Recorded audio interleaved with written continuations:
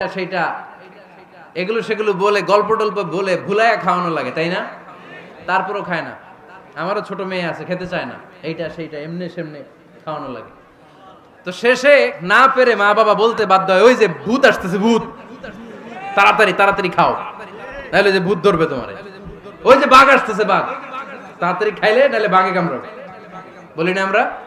আপনারা কি বলেন? ভূত। আর কি বলেন?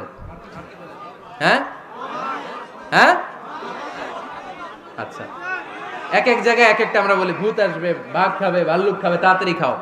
মদিনাতে যখন ওমরে ফারুক আমিরুল মুমিনিন, মদিনার মায়েরাও বাচ্চাদেরকে খাওয়াতে পারতো না, ছোট্ট মেয়েদেরকে খাওয়াতে পারতো না, খাওয়া নিয়ে যন্ত্রণা করতো।